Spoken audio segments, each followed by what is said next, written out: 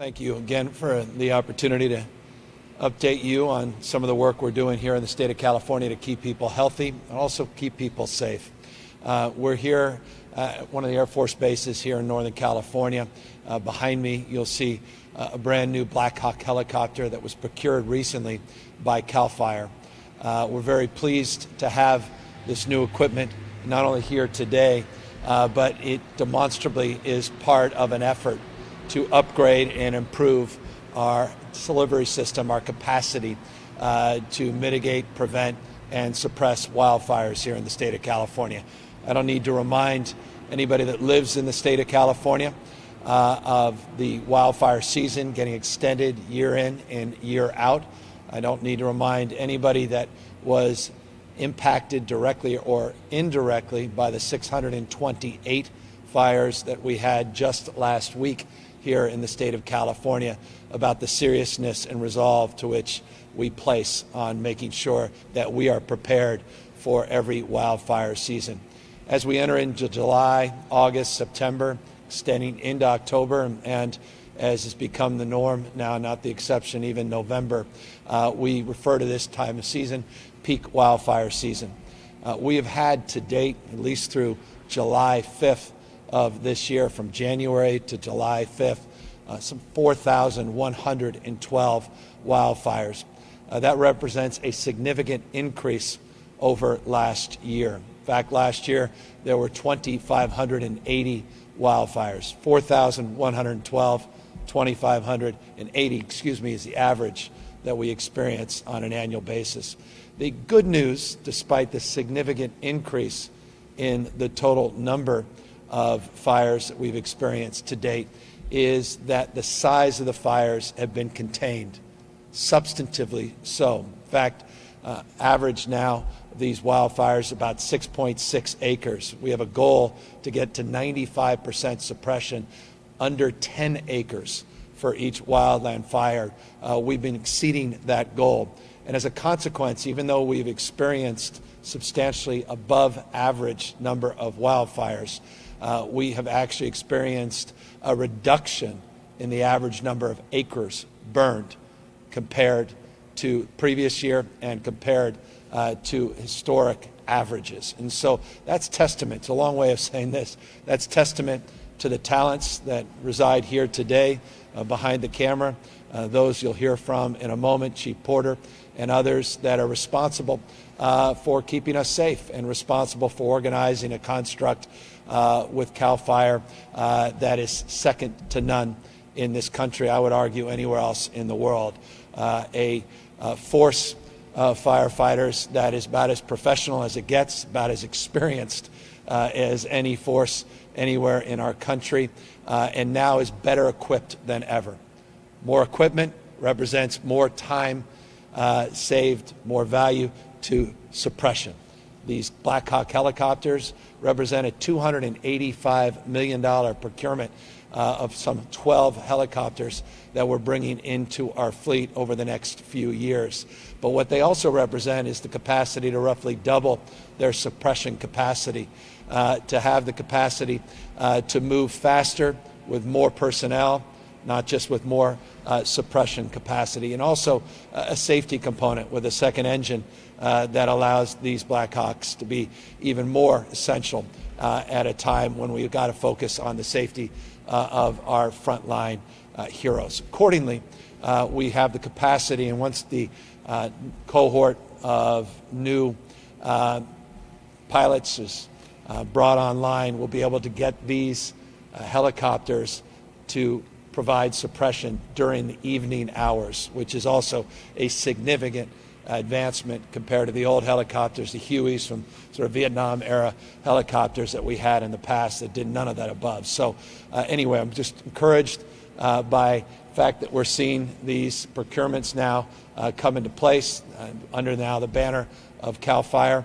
Also encouraged that we were able to successfully pass a budget this year despite a very difficult budget climate, $54 $1.3 billion budget shortfall that we had to balance.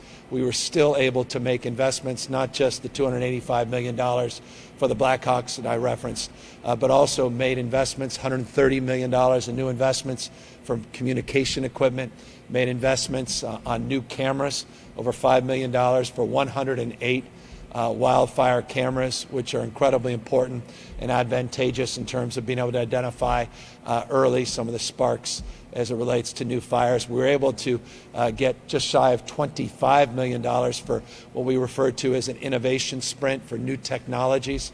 One of those that I've highlighted in the past, deserves to be highlighted again, is Techno Silva, which does some incredible, we talk a lot about modeling as it relates to COVID-19. Techno Silva does some incredible wildfire modeling that really helps advantage some of our planning and preparedness work throughout the state of California. Again, all of those additional investments that we were able to make despite the constraints of a very difficult budget year. One of the more important, though, investments we made was an $85.6 million investment to provide a new permanent workforce for CAL FIRE. We're adding an additional 172 members, full-time equivalent staff to our team. That is a significant increase. Those are not seasonal workers. That's baseline support for CAL FIRE. Again, during a difficult budget season, that was not necessarily something many people anticipated we would be able to accomplish, and that was accomplished because of the leadership of the legislature. I want to thank both the Senate leaders as well as Assembly leaders for supporting these budgets and advancing the collective cause of vigilance to keep us safe and prepare for our wildfire season. So with the additional permanent staff now, additional resources you see behind me in terms of equipment, more sophistication in terms of suppression and tactics based on new technologies that we procured.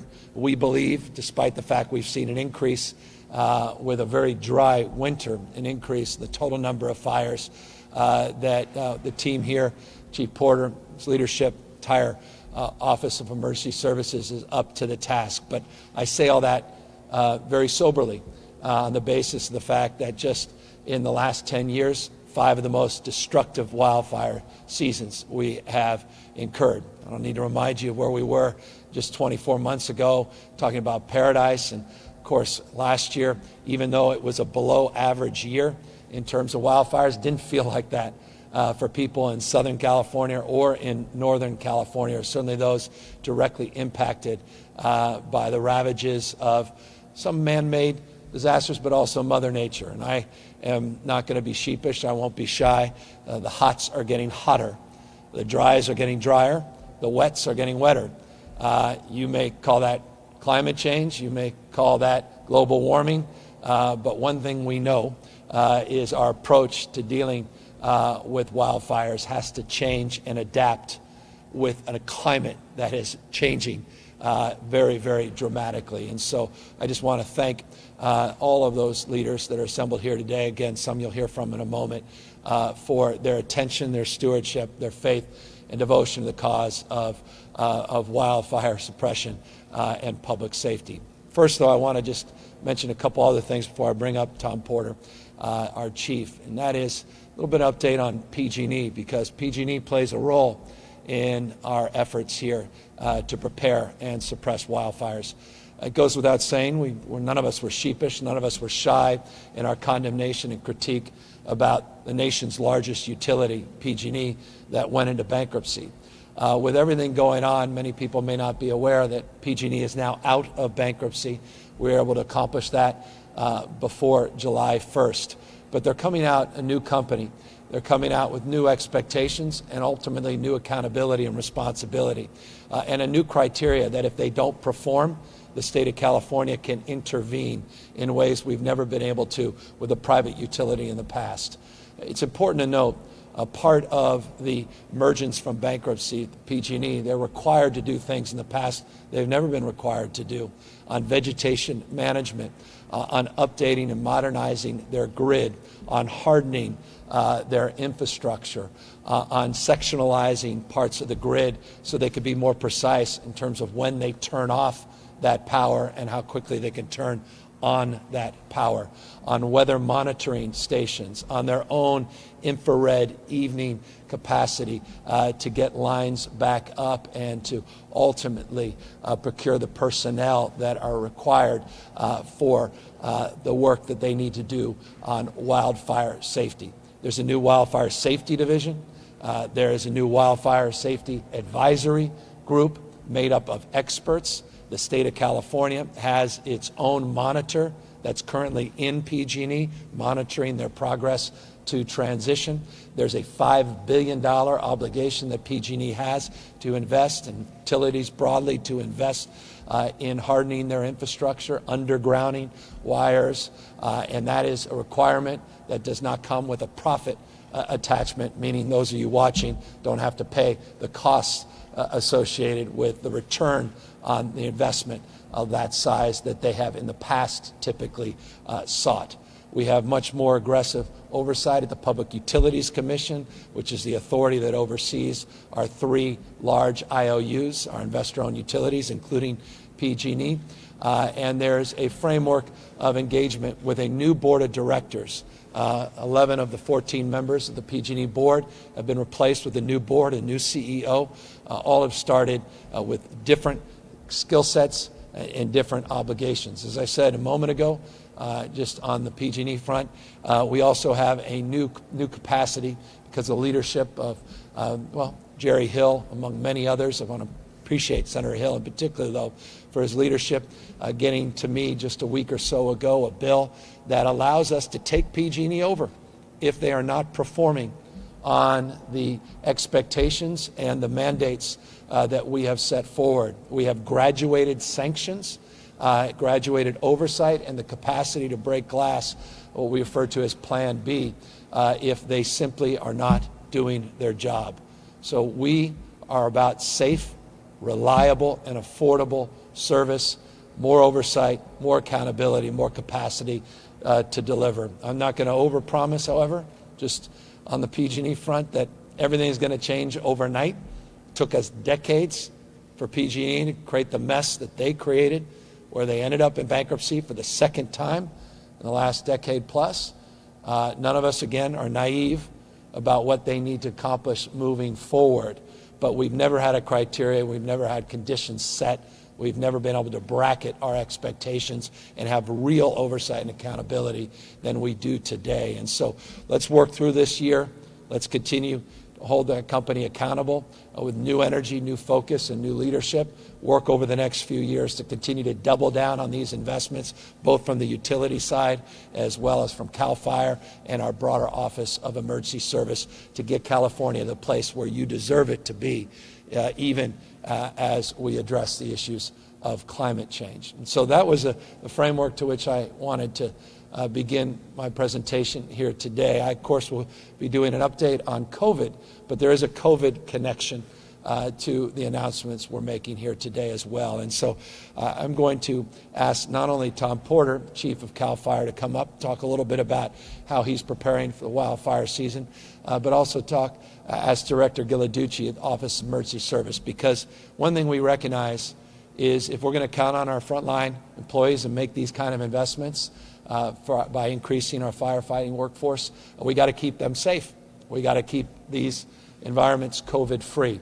And so we have criteria, a lot of changes here at CAL FIRE and in terms of our fire suppression strategies to make sure people have appropriate protective gear, to make sure that we're socially distancing, even as fighting fires, to make sure we're getting briefing that is not all cohorted together, to make sure that meals are served in a way where we can isolate any considerations of concern as relates to the spread of COVID-19. A lot of new protocols, new procedures are in place, both from firefighting, but also from an evacuation perspective in terms of how we shelter and how we do the processing and protocols into our shelters, working with our partners, Red Cross and others, doing temperature checks, making sure, again, that meals are individually boxed, not the kind of meals you'll typically see during evacuations and emergencies, making sure that we are cohorting people and making sure that we have physical distancing in the environments that we're putting up, even if they're temporary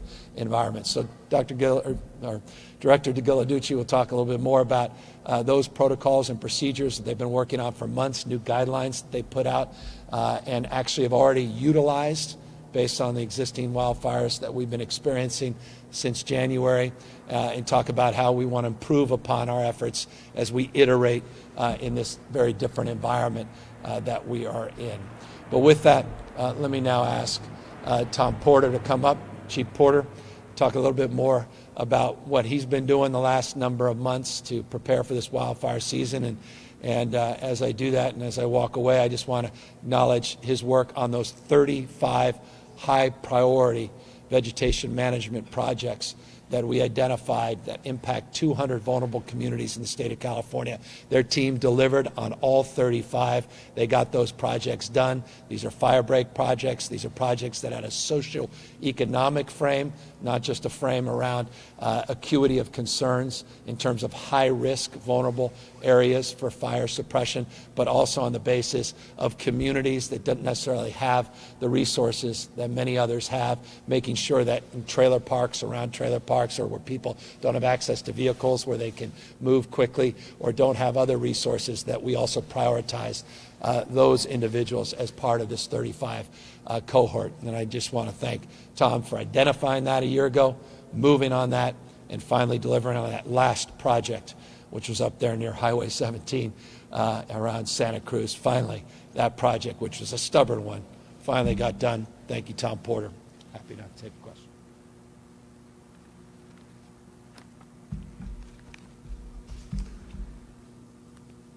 Well, thank you, Governor, and thank you for all the recognition. And it goes without saying that the troops on the ground are the ones that really make this all happen. That is a mix of CAL FIRE, Forest Service, BLM, other DOI, Department of Interior agencies, as well as our local government partners that are there every single day putting these fires out and keeping them small, as Governor mentioned. So I wanted to start out with kind of what we're looking at. We are now at the point of turning the corner. We are in peak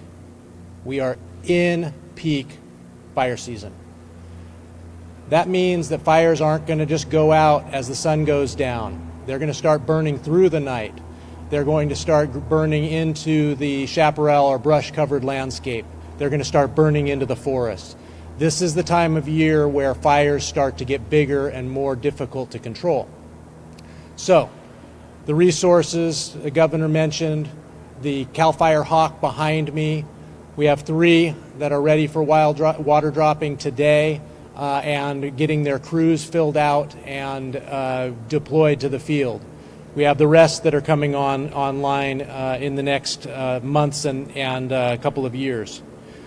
What that means is we'll be able to meet that 95% of the time keeping fires 10 acres or less. And we will work with all of our partners to ensure that that is what we continue to do. What we need from you, the public, is a continued vigilance. We have finished the 35 projects. We are continuing with an additional list of projects that follow that.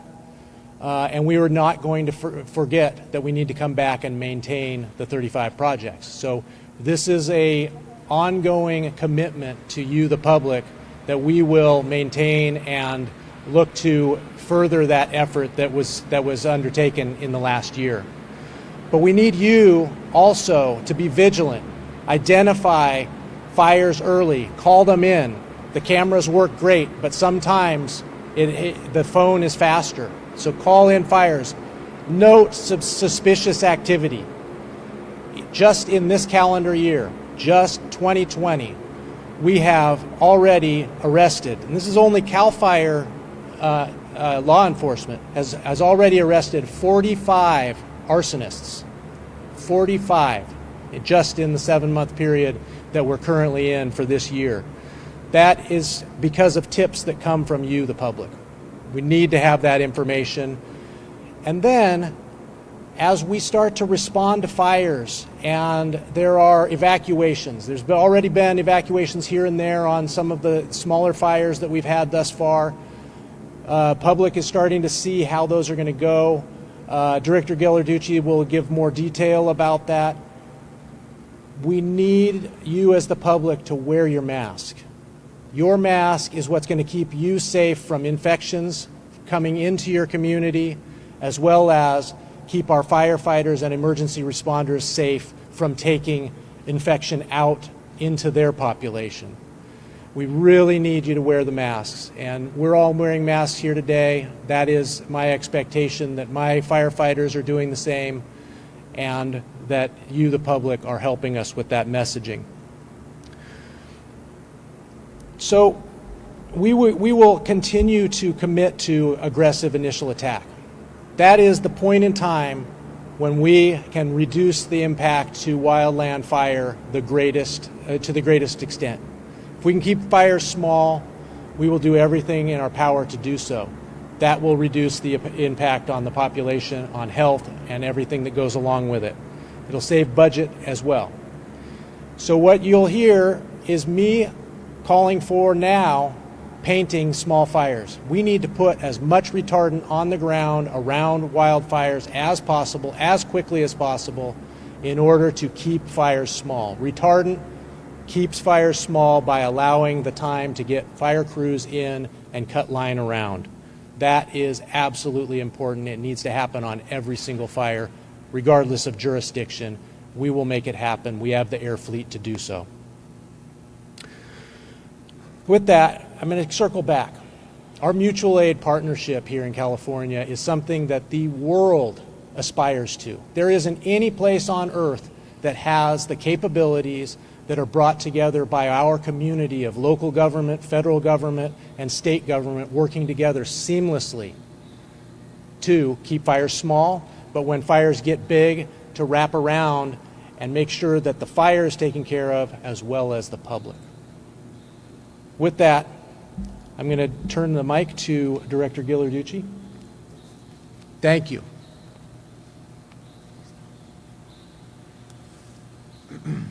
Thanks, Tom. So just kind of building on Chief Porter's comment, talking about the mutual aid system and our ability to respond to wildfires. In this particular year, with COVID, a little bit more complexity, the need to make sure that all of our mutual aid responders, all of our firefighters, and the public are aware of what to do when we may have an evacuation and how we're going to do things differently in the event we need to set up a emergency shelter. But that mutual aid system expands to beyond just the firefighters. It includes our law enforcement and sheriffs and highway patrol. It includes our emergency services at the local level, the American Red Cross, the Salvation Army. These are all entities that come together to help us through the process of making sure that all of you are kept as safe as possible during these events. This year, when we have a wildfire, you want to be very, very attuned of what's happening in your community. Pay attention to local authorities. Listen to alerts and warnings. If you're told to evacuate, evacuate. Do not wait. This is very important. There may be conditions because of resource limitations, or we may be wanting this year to move people out of harm's way before fire gets to a particular area. And so we will be informing you of what those fire conditions are in your area. So when you see a red flag warning, when you listen to local authorities about what's happening in your community. If you're told to evacuate this year, we are doing some things a little differently. It may be that we don't put you in a congregate shelter situation. We may be putting you into hotels. We've been working throughout the state with the hotel industry to be able to open up the opportunity of making hotels available for families and individuals to keep people separated so that they're not congregating.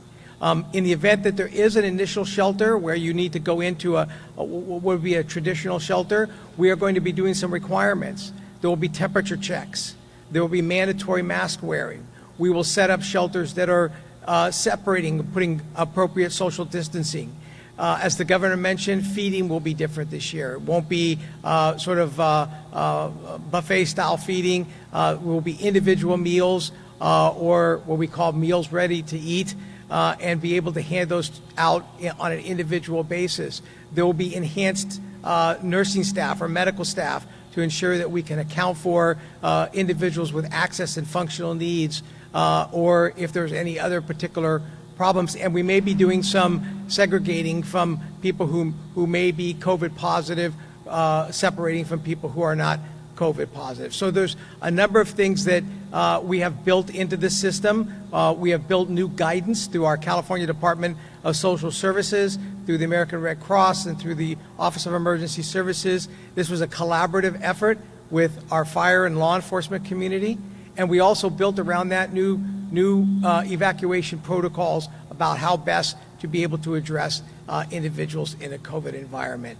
So a number of things are happening a little bit different this year, but very much important to be able to continue to keep everybody safe and secure. Now, that also extends to our firefighters, and as the governor mentioned, the way we do briefings, the way we feed our firefighters. It's absolutely imperative that we keep our firefighters, our emergency responders, all of the folks that are responding to these wildfires as safe as possible, so that we can make sure that they can get the job done, they can get the fires out, and they can move on and back to their families and back to their fire stations. So this year, be aware, listen to recommendations, and also let me just reassure everybody, we're all coming together on this. We've thought it through, but this is a partnership that also includes all of you. It's not just a government issue. It is also a partnership. So please have a plan, get a communications plan, understand your evacuation routes where you live, have more than one evacuation route should one become blocked, and listen to authorities as they give you their guidelines. Thank you. Well done. Thank you, Director Ghilarducci, and thank you to Chief Porter. One of the things that has occurred with COVID, and that is we've now been impacted in terms of our Conservation Corps and in our partnerships with CDCR in terms of total number of hand crews that we have available because of quarantine, because of people that have been exposed or have been tested positive for COVID. We, as a consequence, are substantially down from where we've been in the past in terms of the total number of total number of hand crews and total number of personnel. These are the critical workers doing that really hard grunt work, just doing the raking and getting down into the dirt and preparing the line for our firefighters. We have 192 crews that we have partnered with CDCR on. Currently, just 94 of them are available. 94 of the 192.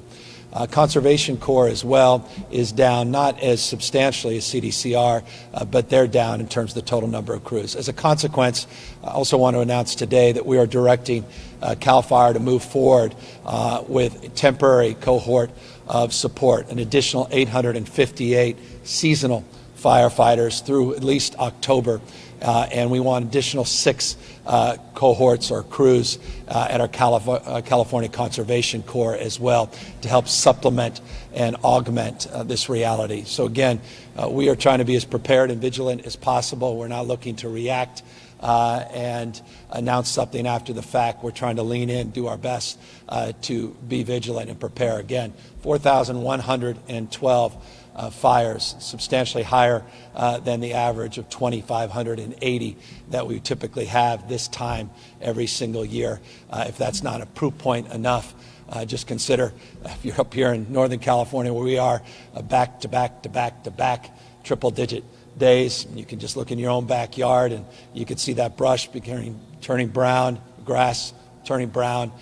We are now walking right into the thick of firefighting season, wildfire season. Let us be vigilant and let us take heed to what Director Ghilarducci said that there's a lot we can do individually in terms of our own preparedness and our own planning, evacuation planning and the like, but also remember defensible spaces. If you haven't gotten to that, please do so this weekend if you can. To the extent you've been thinking about doing a little bit of home hardening and you haven't done it, you may want to reconsider about the opportunity to do that, because this is the time to do this. Don't dream of regretting. Let me speak about other plans, other efforts that are underway as it relates to suppressing and mitigating the spread of COVID-19. We yesterday are reporting an additional 7,031 individuals have tested positive for COVID-19. When you look at the 7-day average, and increasingly, I hope we can begin to focus on the 7-day average, as the day-to-day doesn't always give you a real sense of where the trend lines are. It's a more episodic number. But when you look at the 7-day average, we currently have 8,043 positives that we've averaged over a 7-day period. 7,031 the last reporting day, 8,043, which is the rolling 7-day average. Speaking of 7-day average, we have a 14-day positivity rate that we share with you often. The slides, if any of you tuned into our slide presentations, the 7-day average as well. Both the 14-day positivity rate in the state of California and the 7-day positivity rate in the state of California are at 7.3%. 7.3% positivity rate, both 14 and 7-day average in the state of California. We have lost over a 7-day period. We've averaged 73 lives lost in the state of California, 73 a day. We talked about this on Monday. We saw a weekend where we were down to 6, 20 on Saturday, 6 on a Sunday. And there's a little bit of lag in some respects on reporting. We had a few folks come in from San Bernardino last night, reports come in from San Bernardino as an example, where they were at 0 and all of a sudden at 21. There may be some reporting questions there, and that's why I think this 7-day average is really where I want to focus our efforts. Consequence, when you just look at that one day, it was 149 that were reported yesterday. But I want folks to take a look at some of the reports that came in from some of these counties. I think it's really more responsible for all of us to share the 7-day average and not focus on 6 one day and 149 a week later. Devastating, each and every one of those 6, more devastating to even contemplate what families are going through, those 149 families that have lost a loved one and what they're dealing with as it relates to a loss of someone near and dear. And it's just a reminder, my gosh, what more reminder do you need, not only in terms of the spread, transmission of this virus, the ubiquity of this virus, not only throughout the state of California, but increasingly all across this country. But the mortality rates are still front and center and should be in your consciousness. For those that just think that now people are getting it, no one's dying, that is very misleading. In fact, it's fundamentally untrue. And California's numbers that we're reporting over a 7-day period, averaging 73, 149 yesterday, are testament to that point, how deadly and devastating this disease continues to be in the state of California, and how incredibly important and essential it is that you wear face masks, face coverings, practice physical distancing, wash your hands, practice the kind of hygiene and sanitation that hopefully by now we've all been accustomed to since the beginning of this pandemic. So that's an update briefly. I want to just update you. To the extent we had slides, I'd be presenting hospitalization numbers and ICU numbers. Again, proving the episodic nature, day-to-day nature of some of these things. Our hospitalization numbers went up modestly yesterday, 0.4%, and our ICU numbers actually went down yesterday, 0.1%. That doesn't tell me anything. Again, I look at those rolling 14-day averages. That's what I share with you on a consistent basis. And remember, hospitalizations yesterday over a 14-day period have increased 44%. ICUs had increased yesterday by 34%. So just because they went down marginally yesterday isn't of itself a trend line and shouldn't in and of itself be a headline either. So that's the hospitalizations, ICUs, deaths. Total number of new positive cases, rolling averages, we're experiencing over 14-day period. We continue to do more to monitor and work providing technical assistance with the 26 counties that are currently on the monitoring list to make sure that their needs are met. And I will, in closing, before we open up to questions, just highlight Tulare County, Imperial County, LA County, Kings County continue to be areas of disproportionate focus for our team as it relates to the current trajectory of the virus in those communities and current capacity to meet the needs in those counties. And so with that, let me happily answer any questions you may have. Hi there, Governor. This is Colby Bermel from Politico, California, in Sacramento, cover energy. Thank you for taking the time, along with Directors Porter and Grodicci. A few fire questions to start. This is for either Governor Newsom or Director Porter. Will regular and/or inmate fire crews ever be at full strength this season? And how important are inmate fire crews to California's overall firefighting effort and throughout the West? Yeah, I'll have we've had a partnership since the late 1940s with CDCR and the state as it relates to these hand crews. It goes back decades.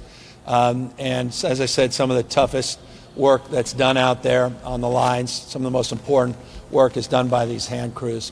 I noted a moment ago, and I'll reinforce it now, we had 192 crews in the state of California in partnership with the state and CDCR. We're down to 94 of those 192 that are quote-unquote active, and that's why we have some urgency to provide some supplemental support in terms of seasonal firefighters and address the need to do the same with our Conservation Corps members as well.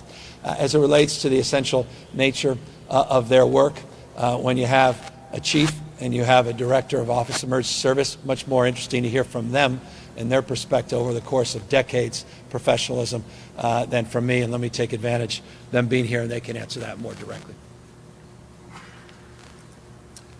Thank you, Governor, and thank you for the question as well. So we are actively working and have been with CDCR to make sure that we're getting all of the inmate fire crew members that we possibly can through training and into camps. And so we will continue to do that. I don't expect this season to make it to full capacity with inmate crews. I think we do have the possible opportunity toward the end of season to bolster that and get close to where we were last year, which essentially was at about 75%. We were around 155 crews last year, and we hope to get to that number or close to it as well.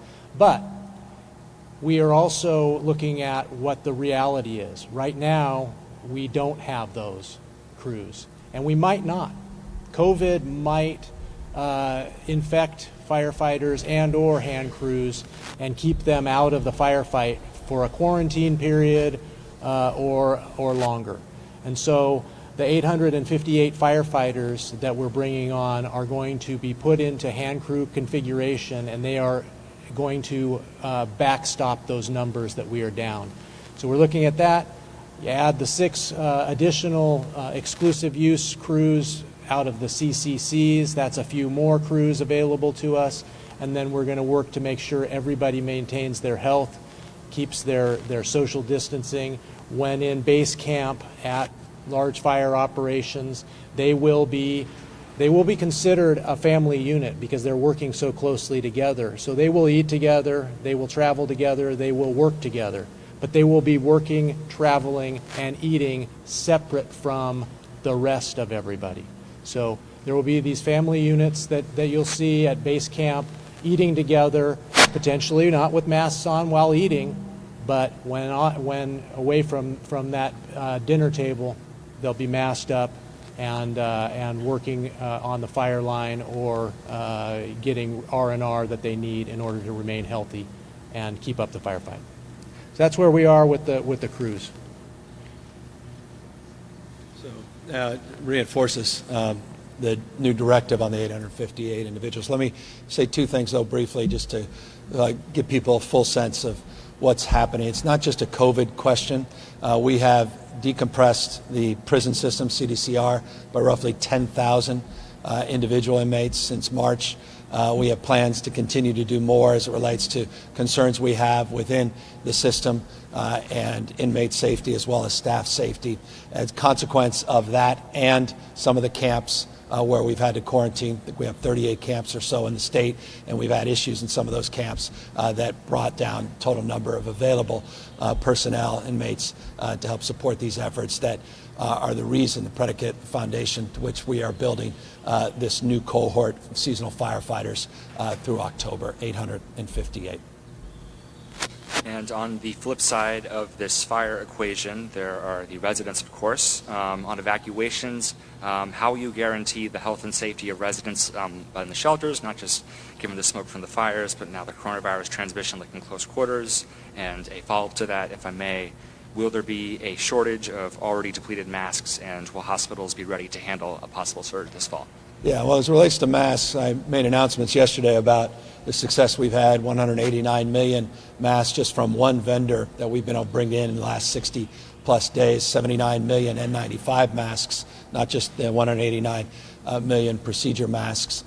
We now have inventory of well over 250 million masks. It's still not where we need to be and where we want to be, and so we'll continue to procure more masks. We're diversifying the portfolio of those that we're securing masks from. I was last week with the head of the California Manufacturing Association announcing a new effort to get manufacturing going in the state of California so we could procure more masks within our state, create jobs within the state of California. We announced some partnerships there. We have one vendor that's providing over 500,000 masks in Santa Clara, California, N95 masks a month. That is helping that cause for the state that will ultimately help the cause of addressing the needs of our firefighters and our emergency personnel as well. But specifically, your question, the beginning of the question, was about the issue that Director Ghilarducci was describing and advancing. He's been working on providing these guidelines for evacuations and sheltering strategies with COVID in mind. And let me ask him back up to answer more specifically some of the efforts and maybe probably more granularity to your question.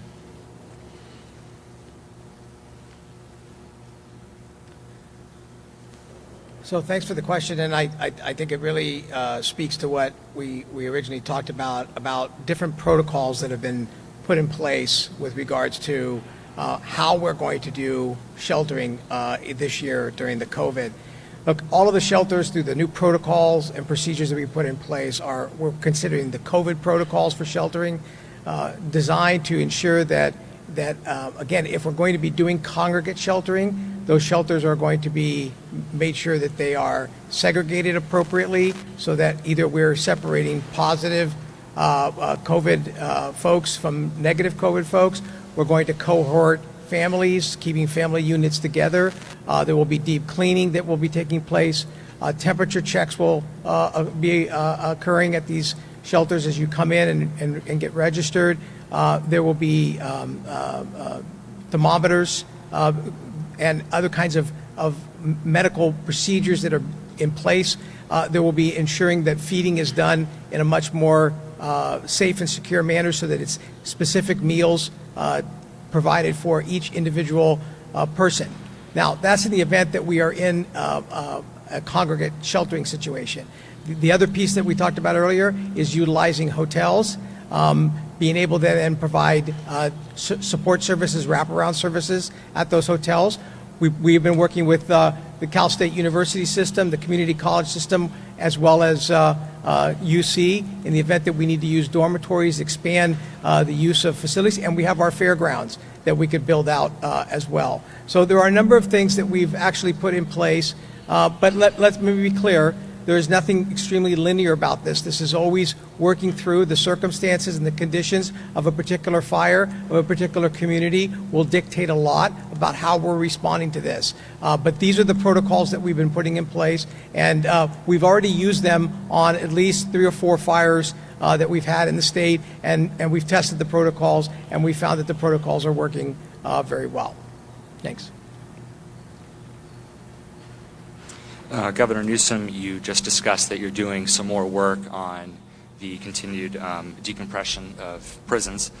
Just wanted to get like a status update on that, and just wanted to find out like where these inmates are going, and if you have the authority to even mandate these early releases.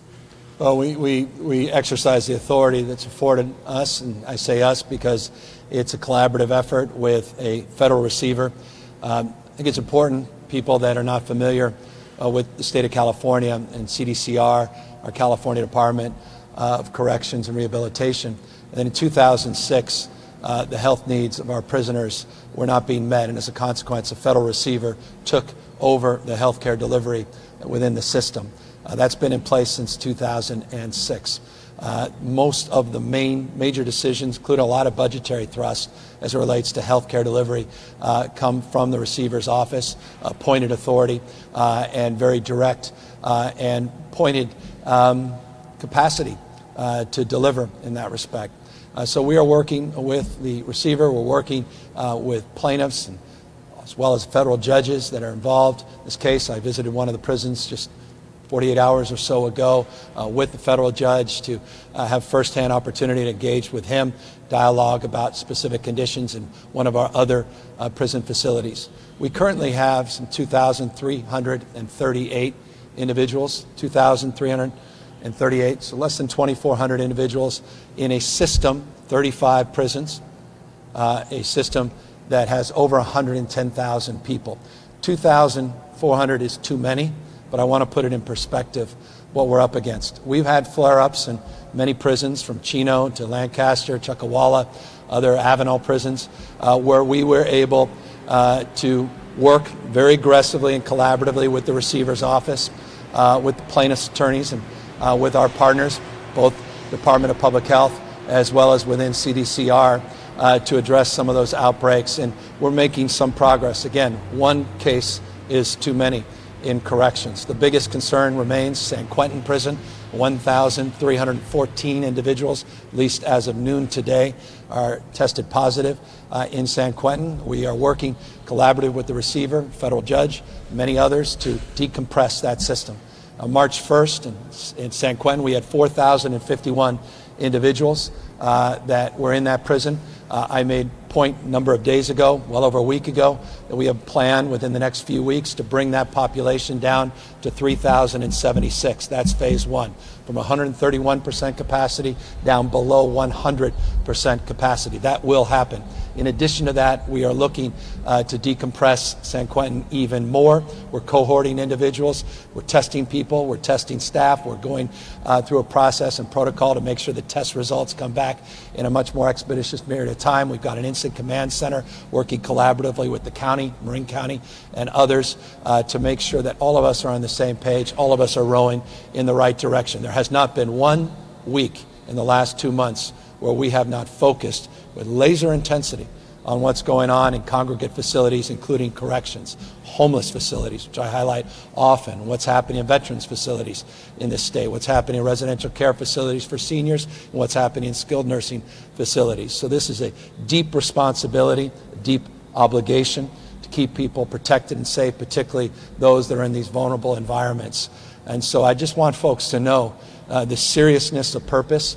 It is stubborn, and it has been incredibly frustrating that we had someone make the decision to transfer a few patients from one prison, Chino, into San Quentin. And that decision created the chain of events that we are now addressing and dealing with. I'm not here to sugarcoat that. I'm not here to scapegoat that. All of us are now accountable to addressing this issue and doing so in a forthright manner. That's precisely what we're doing.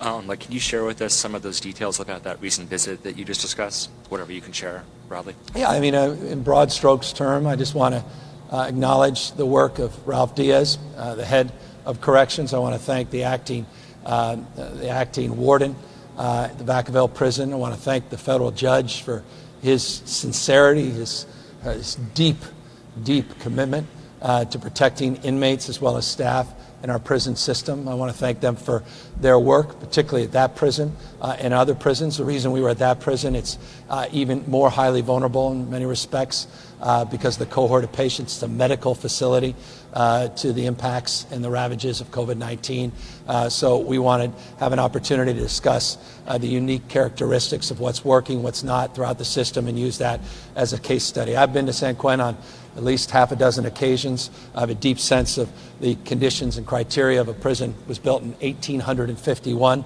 not dissimilar to a footprint that we have at Folsom and others, where it's a more challenging environment in terms of mitigating the spread. So we had a chance to dialogue about how we are addressing the unique conditions that reside in each distinctive institution of the 35 within corrections, and how we have to tailor strategies and solutions based upon the open dorm and how things are cohorted and stacked, and how the patient, or rather in respect to the medical facilities patient population, inmate population within corrections, how their unique status will impact the spread of this virus and ultimate impacts on hospitals and ICUs. So we're working through all of that in real time. As I said, there's not a day that's gone by in the last week where I'm not going through a list of people that are medically vulnerable, not personally going through a list of people that we are providing some relief and providing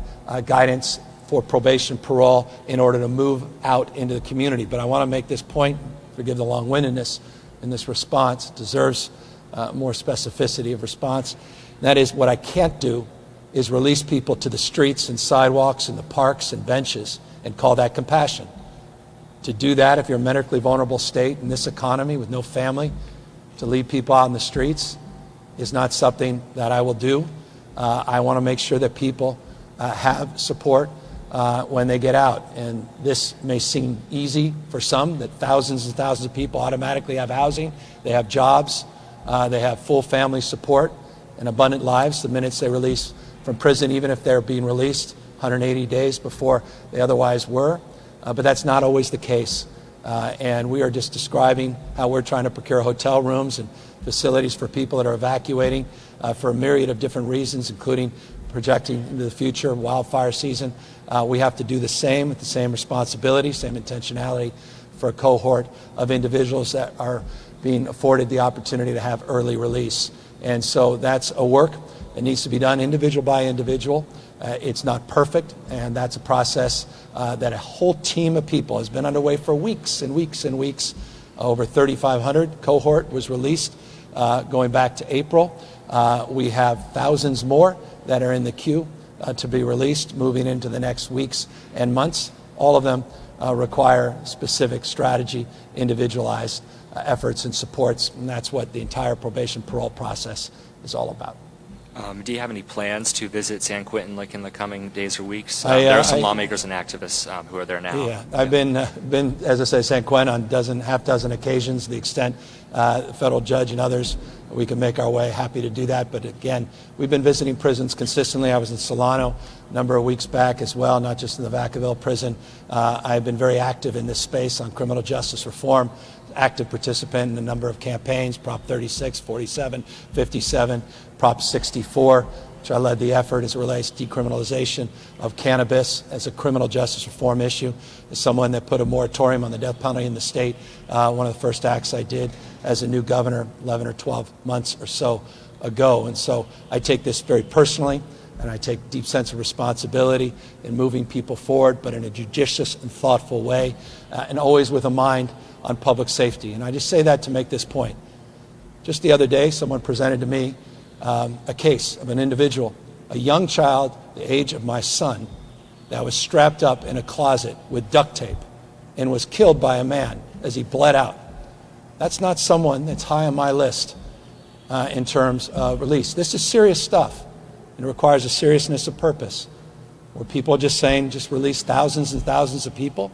I hope they're being thoughtful and considerate of not only the victims, but the prospects of people reoffending. And so we have to be very deliberative here, and forgive me for personalizing this. Each and every one of these cases are sobering, challenging, and there's a deep responsibility that comes with this job, but a sense of deep urgency as well to decompress this system in a judicious and thoughtful way.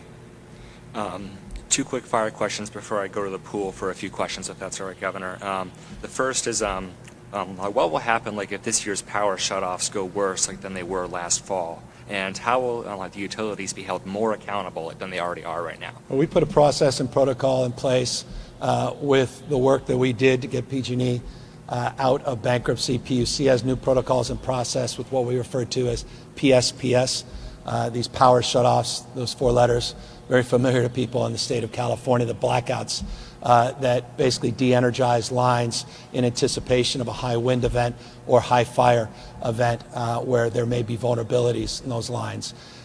The challenge in the past, it was an imprecise process. They did not have the sophistication, PG&E in particular, other IOUs more sophisticated, PG&E less sophisticated in terms of those protocols and how they can sectionalize those lines so they can shut off a smaller cohort of homes and customers and not the large swaths that they did last year. So we've been working very collaboratively with PG&E. We brought in a monitor to oversee the PSPS process.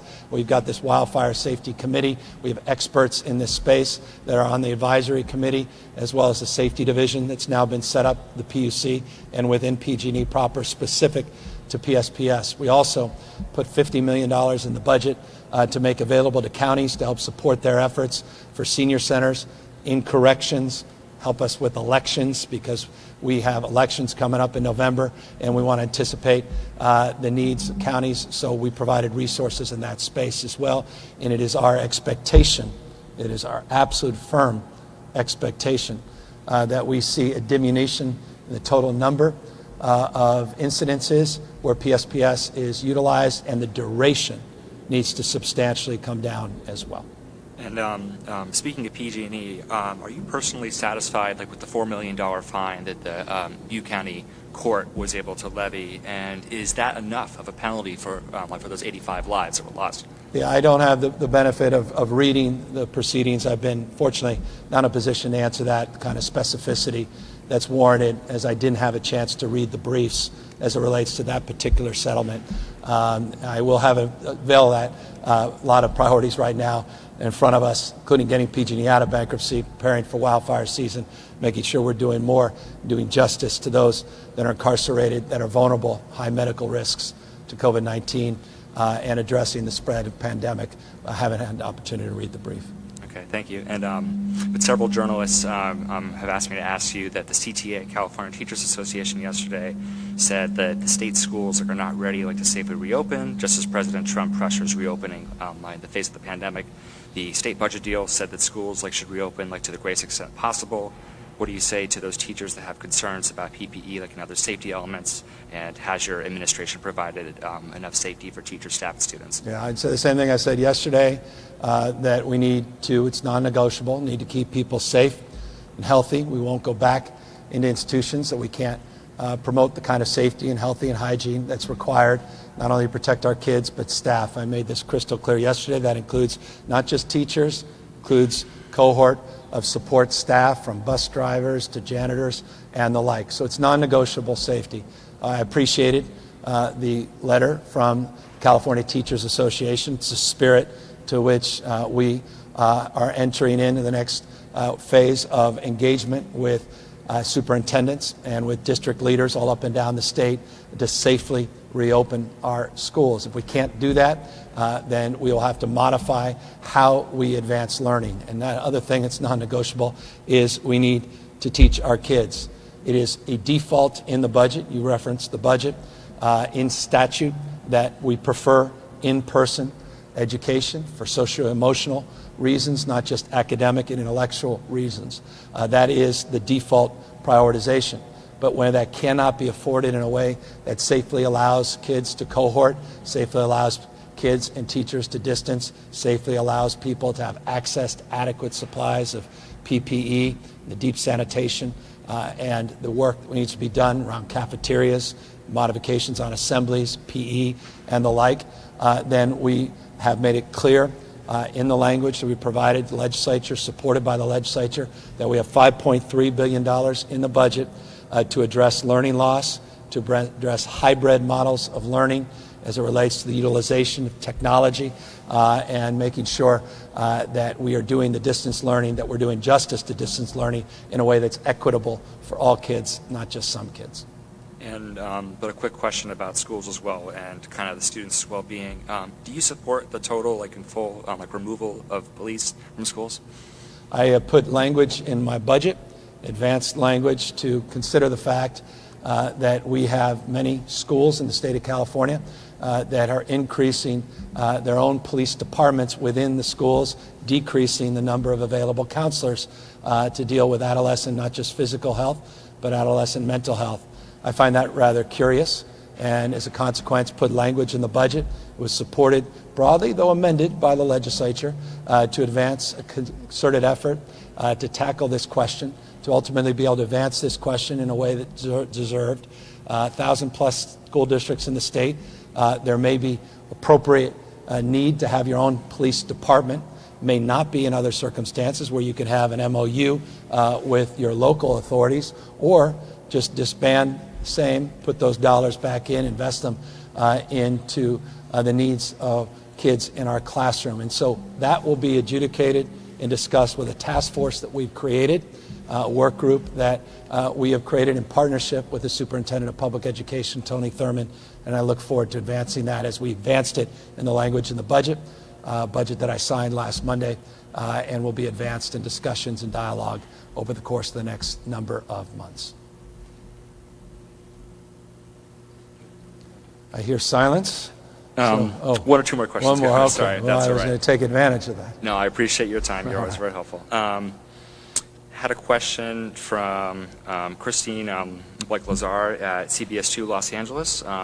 She wrote in that her inbox is always being flooded with emails from readers and viewers who haven't received their unemployment benefits, and they haven't been able to get on the phone with folks like at EDD.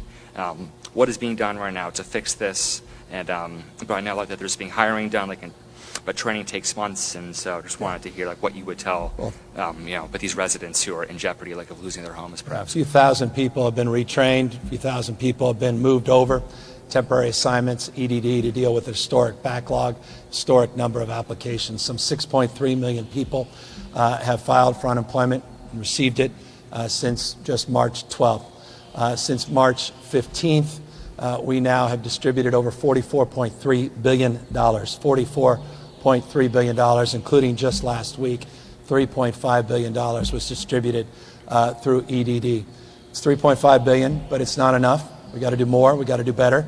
I could sit here and lament about the fact that we had an antiquated system of technology that dates back, almost the time San Quentin was being built. That's a bit of a pejorative, but you get the drift. And the fact is, again, you own the experience, you own a resolve to focus in and learn lessons, fix things, and as we work through this surge, we'll have a chance to work with the legislature to advance the IT improvements, to advance the protocols and processes, which are really a big part of this, as well as a business process improvement that we have now underway at EDD, not just supplementing personnel, but looking at how we deliver this fundamental service. We're doing more text messages. We're doing more with automation. We're doing more, though, as well, to deal with those vexing cases. And I think those are the ones entering up in the email box of the questioner. And that is those vexing cases that are individualized, where someone was originally rejected and they're not getting a response as to why. It may have been an application that wasn't filled out appropriately, may have been some paperwork that still hadn't been presented. All those cases require individual case managers, and those can be very time-consuming. No excuse. We have to do more and do better. And I can assure you, talking to my colleagues, other governors across the country, with one or two exceptions, and there may honestly just be one or two exceptions, everybody is struggling with this unprecedented moment in history, with the unprecedented historic number of claims that came in overnight. And all of us, at least those that I've talked to, are resolved to work together, share best practices, to finally address this, so the next governors to come, are never sitting here answering a question around EDD, 3 letters that have become almost synonymous, like 4 letters last year, PSPS. We had a few more questions, but I'm being told to wrap it up, so thank you so much for your time, Governor. Great. Well, thank you all for the time and attention. Thank you for vigilance and diligence in terms of your own work to mitigate the spread of this virus, to wear face coverings, practice physical distancing, the deep sanitation in your business, the deep realization of our personal responsibility to wash our hands and to be thoughtful about not only ourselves but others' health as well. I want to just thank Chief Porter, Director Gilladucci, and their entire team, to the men and women in uniform, the CAL FIRE firefighters. Thank you for the work you've done. Thank you for what you have ahead of you over the course of the next few months. I want to encourage everybody in the same spirit of responsibility as it relates to mitigating the transmission of COVID-19 to see what we can do to mitigate the loss of lives and property by focusing on evacuation plans, focusing on the needs to do the kind of, just work at the house to create some defensible space between yourself and some of the wild land and the interface that you may be residing in, and obviously do more to harden your home and protect yourselves, protect your loved one as we move into fire season, peak fire season, over the course of the next days, weeks, and months. So with that, take care, everybody. Stay safe, stay healthy. Thanks for the privilege.